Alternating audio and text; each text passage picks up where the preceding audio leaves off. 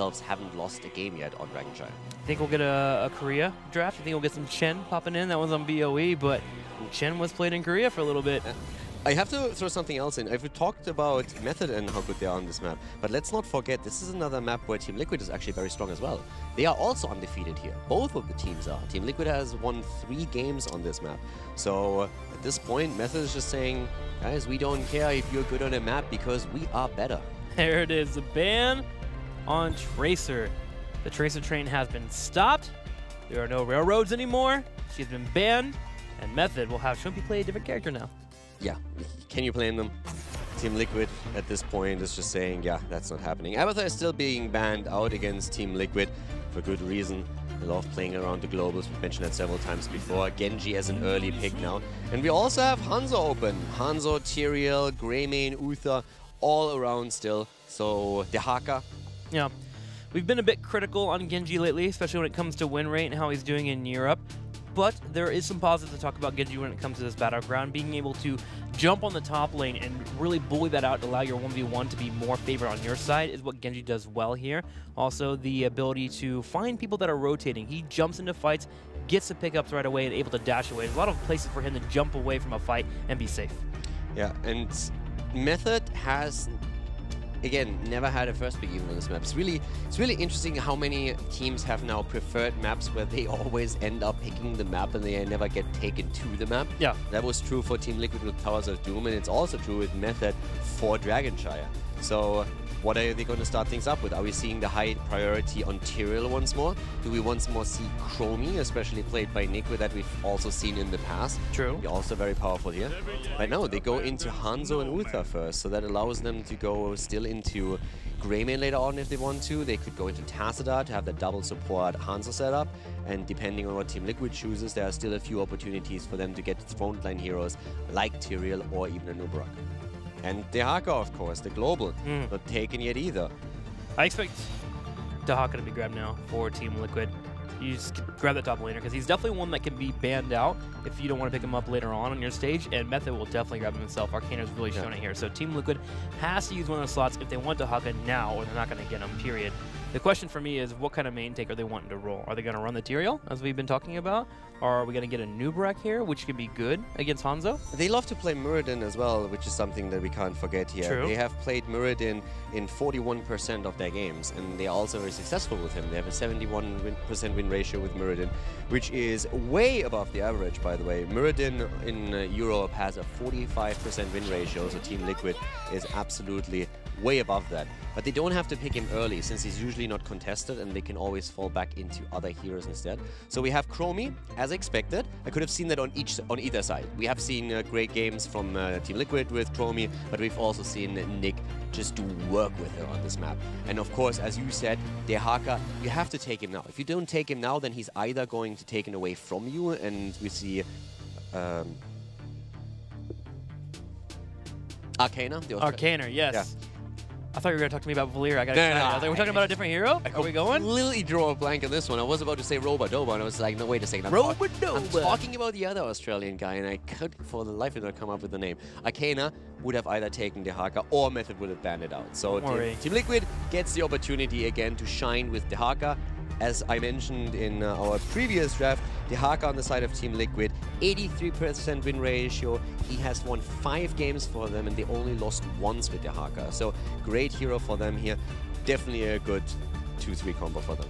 So Nubrak's been banned out. Team Liquid probably thinking about the main tank they want to get rid of here to make it a little bit more easier for them to not have to deal with the hard engage that will be coming. The Hanzo Dragon Zero into X-Tank. One of my favorites lately is the Diablo. We're not seeing it too much in Europe, but we have seen the combo a couple of times. It's not really too easy to pull off on Dragonshire, though, because the bottom shrine, there's a little bit too much space for him to actually get the wall bangs that he wants. But still, an idea is you can look at tanks to ban here. They're actually looking at a Greymane, though. There's a couple of bans they could go for, and Greymane is one of them. Tyrael is another, and you could even think about banning out Tassadar if you would be really worried about them. If this was Zealots, I would probably more lean towards banning Tassadar. With Method, it's still an option for them, but I would not really bet money on them going into the double support Hanzo. But banning banning Greymane makes sense. But as I said, I could have also completely got behind a ban on Tyrael here. But so far, we haven't seen Tyrael banned in Europe. Again, by now he has 100% involvement rate in North America after the rework, obviously, so not in total. So let's see how Method is going to run this. I would expect Tyrael to be taken by them. Tyrael is up and available. Other tanks that are possible. There's still that Muradin, which is good on Dragonshire. You want something that can pressure Chromie a little bit and still be safe. If he's able to get in the back line, Muradin can do that. And look at Chromie and make her kite back a couple times. You're already doing well in the team fight. You're making sure that Chromie's not dropping that damage from afar, meaning your Hanzo can be a bit more dangerous. Other ones, if you want to fall for the Dragon's Arrow, ETC is an option, but he's kind of fallen out for us here in Europe. Haven't seen him for a long time now. Le Piton. Tyrael as expected, and Blaze for the top. Okay, I like that. Tyrael was one of the heroes that I wanted, as said before, but Blaze is actually really good now that the Haka was taken by Team Liquid. So he gives you a massive amount of siege damage. He also has very good team fight and initiation with the jet propulsion. Thanks to jet propulsion, he's also safe since he can easily move out if he holds the cooldown. And right now, this is definitely a good one-on-one lane up, all the way up at the top for Method, so a very good choice for them. And Team Liquid now can react to it. They also have to be careful since right now, Shrimpy doesn't have a hero yet. It's true. Team Liquid thinking about what main tank they want and what healer they want to move into. Rhaegar is up and available. It's been the standard. There's also still Malfurion as well. For the main tank, I don't know, I still would expect them to go into Muradin. As I said before, they are great with Muradin. 71% win ratio, can't really argue with that. There's a few other options they have, but for me personally, knowing Sport Billy, I would say they are leaning towards the Dwarf. Is Johanna weird at all? Is taken on this map also a lot, but they go for Muradin. And Stukov. Stukov, okay, so the Silence as a follow-up. It's actually really, this is going to be a really cool combo if you are trying to get a good Chromie comp off, because you lead with the Stormbolt, if Stukov is fast enough to get the Silence and the Lurking Arm, then Chromie has a ton of time to work her damage in. This was actually something that we saw from Koreans back in the day when Tyrael was started to be played at the international tournaments. Stukov came out and the idea is you grab Tyrael, you focus him down, but he can't pop Sanctification because he's silenced. You have that root, able to really slow him down as well. Chromie come in with the damage, and if they can stop Tyrael from getting the Sank in a team fight, and you obliterate him, you can win one of those matches straight up. Issue here is Uther's on the side. Yeah, sorry for interrupting you there. Stukov is a really interesting point as well, because he has only been played in Europe once, and he won the game, so he has a 100% win ratio right now. But the interesting part is that if you look towards North America and towards Korea, that paints a very different picture. Stukov was played in North America 15 times, and in Korea he was played 11 times. So it's one of those heroes that, especially recently, we see pop up a bit more in the other regions, but Europe has not really focused on it. And all right, call me intrigued. I'm liking this a lot after we've seen a fair amount of Karrigan games in North America. You and I were talking about yesterday on the drive home. We're like, wow, North America really likes Karrigan. I wonder if we'll get some Karrigan. We now get some Karrigan as well. Let me put some numbers on that if I can find her here. Yeah, so Karrigan coming out for Europe. I believe this is our first Karrigan? Yes, pretty much. All right, so one of our first Karrigans here in HGC Europe. I'm assuming Schwimpy will be playing it. Okay, so it's really interesting because it's the first time that Karrigan is played outside of North America. North America has played Karrigan 6 times, and Karrigan in NA won 5 out of those 6 games. So she currently has in North America a 53% win ratio. Was never touched in Korea. Korea didn't care. And up to this point, Europe didn't play her either. So this is the first game where Europe falls back into some Karrigan play. And I am very hyped for it. Karrigan, one of those deadly heroes. If she's able to get those combos in and have her teammates follow up pretty well, you can start the snowball game pretty quickly. Also, both 7, she becomes a bit deadly. Working on those auto attacks, able to get that cooldown up on another combo. Allows for her to kind of bait people into chasing her when she gets kind of low, getting shields, bring out the combo. So as long as we can have Team Liquid be aware of that and not allow for Schwimpy to outplay them and land those combos, Team Liquid should be fine here. But still, an exciting match. I love watching Karrigan games. She's deadly. What worries me is Stukov. Yeah.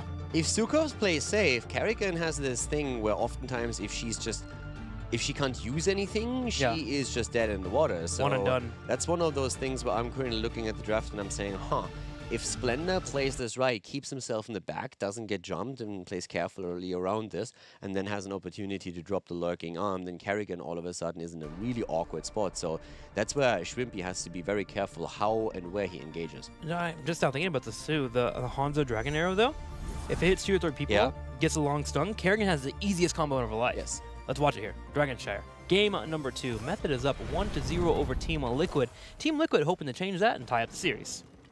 Game number 2 starting up on Dragonshire as we have Team Liquid to the left.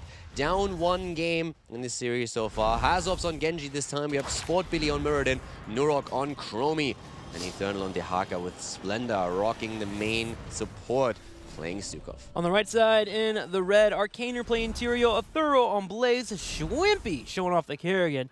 Nick will play Hanzo, Kursen, Uther.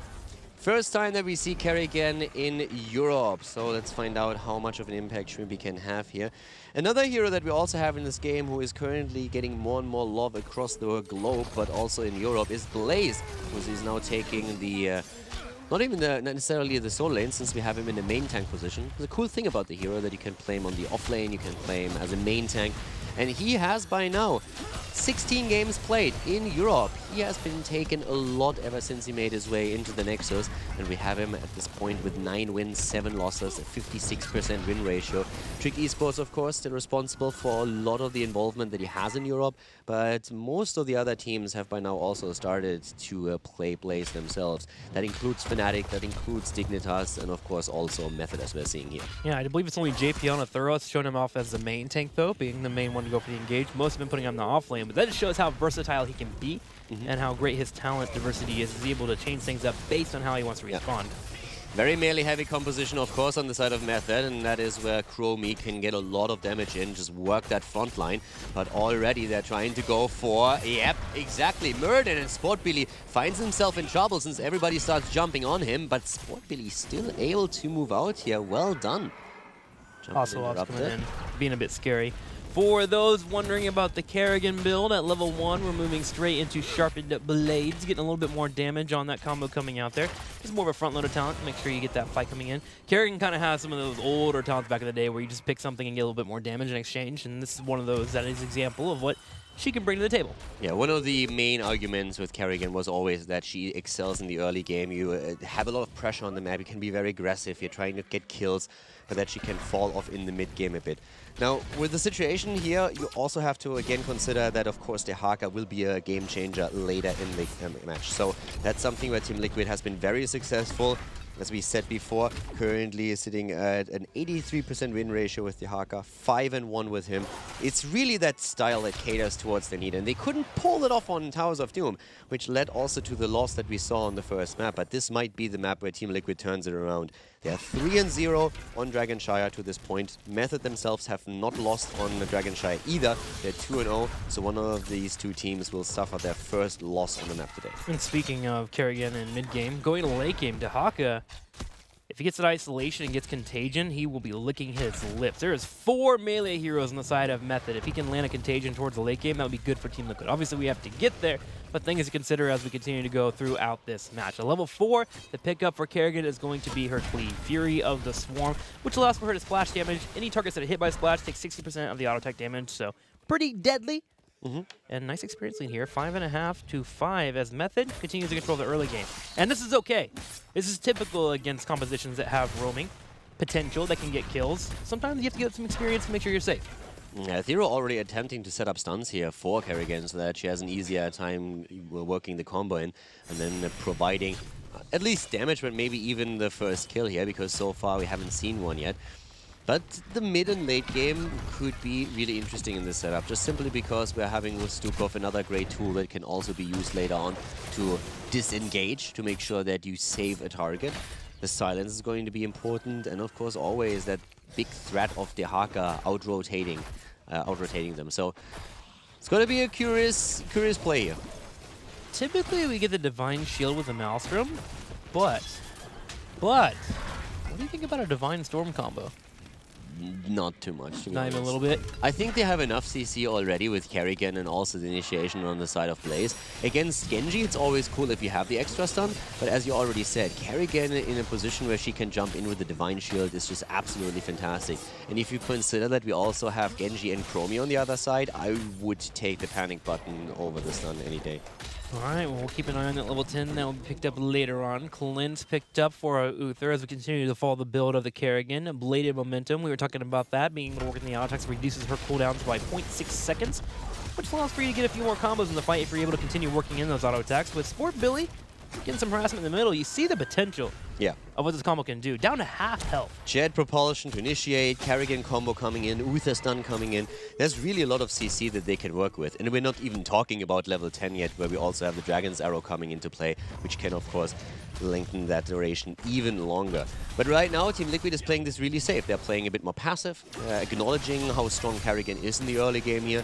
They're saying, all right, boys, let's just not fall too far behind. Let's make sure they don't get an objective. Let's playing this into the mid game and try to make sure that we close that experience gap. Because as you can see right now, Method has nearly a level lead. They're not quite there yet, but they're working towards it.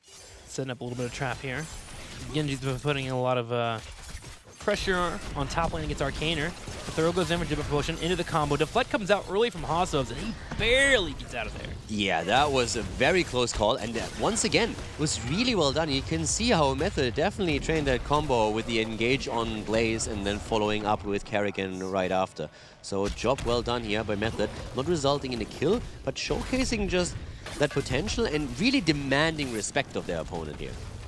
And the respect has gained them a heroic advantage as they're about to level 10. They're a quarter experience away, but you'll get that with the next wave coming in.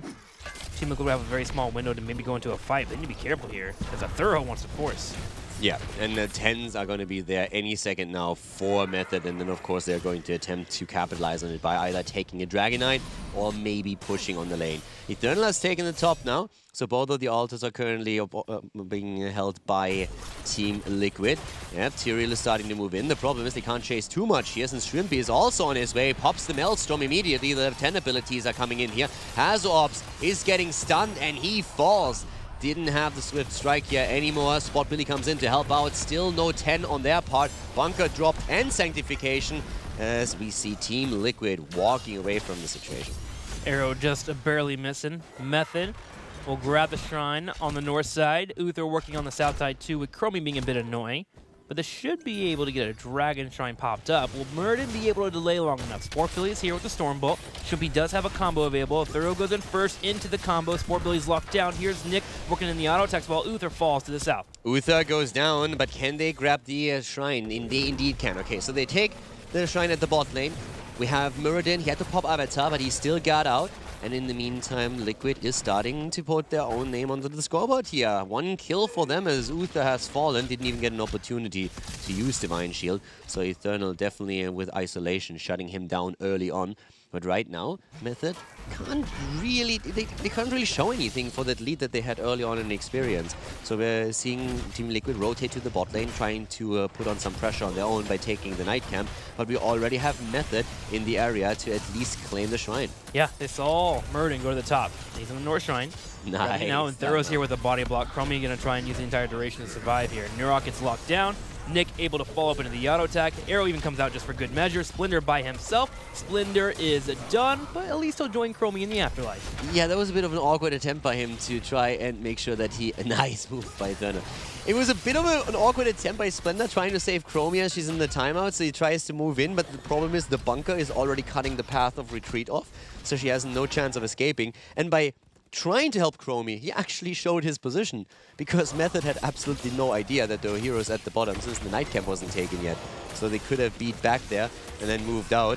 And now we have 3 kills against 1 for Method. But Team Liquid is only 1 level behind. They're still in reach of their opponent here, but of course Method is really starting to get a bit ahead. And that level 13 talent that they should get very soon, that's going to be another big advantage for them. And the 13's right here. Kerrigan's grabbing it. Do we have anybody in the middle to move into the Dragon? No, not quite yet. And they have 3 there. Team Liquid is aware of the threat of this Dragon being grabbed. They want to make sure they can defend against it. Only Chromie and Genji to the bottom of the north. Sport Billy taking some poke. Combo comes out to prevent the combo from Kerrigan. And I want to see if they can get this combo here on Sport Billy. Sport Billy has no fear. He's just holding it. We have also a few adjustments in builds at this point. Nice combo again from Shrimpy. reclaiming now one of the shrines to the top. But we have Suppressive Fire taken by Blaze, so now making sure that the Flame Stream reduces the spell power. And that's, of course, especially targeted against Chromie here if you can get close enough. Talking about the fight, we are already seeing combos coming out. Hazop surviving with the deflect just barely. Shrimpy in trouble as the silence comes out, but Ethereal helping out with the bunker right away, forcing Sportbilly to disengage here. Such a clever use of the bunker. We know the strengths of the bunker, but Kerrigan, what is her main issue? Hang on, a combo comes out, it's going to land straight on top of Dahaka. Dahaka will fall. Kerrigan's main issue is she goes in, but if she doesn't hit a combo, she can't get out. And bunker has been saving her every time. She's able to jump into the target and get her cooldowns back up. Great use between Blaze and Kerrigan here. Yeah, and Method is really making sure that they are the ones to call the shots throughout the entire game so far. Hazop's he's more busy trying to run away to escape than anything else. They are always going straight for him. Once again, they're nearly taking Genji down as he barely escapes. But in the meantime, Kerrigan can channel the Dragon Knight, and that's the first objective in favor of Method. So a lot of cool adaptations here. The use of the bunker that you've been talking about, the suppressive fire that we're seeing from Blaze to shut down Chromie a little bit more. Then we have Law and Order again for the cooldown reduction on Tyrael to make sure he can even throw out more shields for his team. Very nice play that we have on the side of Method. And Liquid is now starting to struggle a bit. They still hold on to all their forts with the exception of the one in the mid lane, but I feel also the bottom is going to fall quite soon since Method is already putting on a lot of pressure. But here comes the engage attempt by Team Liquid. They're trying to fight before 16 hits. Bunker comes out into an arrow. Throw is able to sneak on out, squeaking through, got some soap on his shields there. Gonna see him get a Divine Shield as Uther keeps him alive, and somehow, someway, Thorough takes a beating and doesn't mind. Here comes Arcaner looking for the fight. Tyrael jumps forward. Muradin has fallen. Yeah, Muradin gets murdered, and then we have Nuro trying to get at least some damage in. But with them not able to take down Blaze, even with the butter blocks after the Divine Shield came out, that's a problem. Especially since the Dragon Knight is still at the top. 16. This is a fight without Shrimpy, without Kerrigan. He's the one who's still at the top lane doing damage, and 16, yes, is now in their hands. Meaning they have a 2-level lead, 16 against 14, 5 kills against 1. The extra talent. Method is doing work in game number 2. And Kerrigan with 16 in aggressive defense. This is where the Uther and Kerrigan combo becomes more deadly. The Divine Shield onto the greater defense allows for the shield to proc up. And Kerrigan, effectively, after she goes in and gets a few procs, is able to become a tank. She gets so much shield built up there based on her trait going up by 100% because of this talent. And this is huge. Kerrigan, being in a lead against her opponents, a full talent, is something that you normally want as a Kerrigan player, and so Method is in a great position. And it's just impressive how they're shutting Team Liquid down. Again, Team Liquid is incredibly successful with Muradin, with the Haka in particular though, since it's a playstyle question here for them. And also on this map, they haven't lost on the map yet. They have never lost a game on Dragonshy. They're 3-0, and with the Haka, they were always able to claw their way back into the game, even when they were behind, just simply through macro play. And right now, Method doesn't give them an opportunity to use that at all. The Haka is trying at the top, pushing in with a Knight Camp now, but Method immediately sets up a counter push at the bot lane with a Knight and a Siege Giant Camp, and they're aggressively moving in with Shrimpy. Team Liquid cannot allow Kerrigan to keep working on the auto attacks. Her shields were too much there. She took an entire Chromie combo there and still is at 3/4 health just fine. And especially with the Spell Shield aura coming in, they're able to turn around and put their attention towards the keep. Another Chromie combo coming out, only one part of it hitting Nick. Next target is going to be here in the middle as Muradin picked off. Muradin gets picked off, and the aura is still there. They could never take down the Spellcaster. So they were super... easily they could push through this. Chromie's damage just didn't really register simply because the spell aura was there throughout the entire fight and they used it perfectly. Now, the Haka got some value at the top lane, as we can see here. He took the fort down and he was able to also pressure the wall itself. But they just sacrificed a keep. And now they have level 16. So Team Liquid finds themselves in a spot where they have only a single kill. They died 6 times, they're 2 levels behind, and they are now in a situation where they have to make some plays. This is the situation they've been in, though. Exactly, but now they have at least the same talent. The problem is, Method is running so fast towards 20, and they have shown that when they have a lead in talents, they're willing to push very aggressively. We just saw it with the push for keep. I think once that Method hits 20, they will either very aggressively try and get the Dragon Knight, force a fight, or they are just simply saying, okay, we push for the second keep. And if Team Liquid loses another one, then it's going to be a rough game for them. And I mean, it already is, but it's going to become worse. Team Liquid trying to force a fight now before that 20 hits. Trophy pops Maelstrom, immediately gets hit by Splendor. Splendor goes in with the arm and knocks people away, but it's not enough as he is going to fall. Sport Billy hoping to escape. Ethernal as well. Hasselhoff goes in with a Dragon Blade, but he has to jump away. Yeah, Nick chases! Nick just chases him. Nick just says, well, see ya, brother. Goes in and takes him down. Great job once again by Method. And you know, Splendor, you can't really blame him for this, but this is the problem. If Karrigan gets a jump on Stukov, the fight's over. This is the one thing that can't happen. Divine Shield and Sank, bit overlapping here. Not absolutely perfect what we're seeing from Method in this situation, but I highly doubt it's going to matter. Arcana still gets out of there easily, and they are so close to level 20 right now. Sport Billy can interrupt, and he does. Tries to move in, completes his quest, but now we have Ethereal already starting to chase him a bit. Shrimpy can still complete the channel. Big push at the top. There's the Dragonite. They should get 20 with this. And Method just looks incredibly strong. 8 kills against 1, and they are homing in on the Storm Talent. They nearly have a 3-level lead at this point. They're about to hit 20 too. They hit that level 20. They have a dragon. They want to go for core here. Team Liquid has to stop this. They're going to start fighting before they even get towards the core so they can get members low. Hopefully Chromie combos can land. Look at Sport Billy. Chunked! He's just disappearing. He's just like gone. He's so low in HP already, and they are going for the core now. Here's the bunker immediately being used. They have the level 20. Splendor is back and is trying to push them away from the core, but good luck with that. Stukov goes down, and that should be the end of it. Method is walking towards victory number 2 as they are homing in on the core, hammering it into the ground. Dragonite is gone, but they still have Arcana. The explosion alone is going to cost 5-6%, and they are easily able to finish this off. Person and Arcana still on it, 12% on the core. And keep in mind, Arcana's explosion is still going to deliver enough damage to finish this. Method, with an aggressive composition based on crowd control, are able to snag a 2-0 over Team Liquid. Absolutely looking stellar today, as they are here to prove that they are meant to be in the top 4. Their only losses this season so far have been against Dignitas and Fnatic, and they do not want to add Team Liquid to that roster. And so far, they don't have to be afraid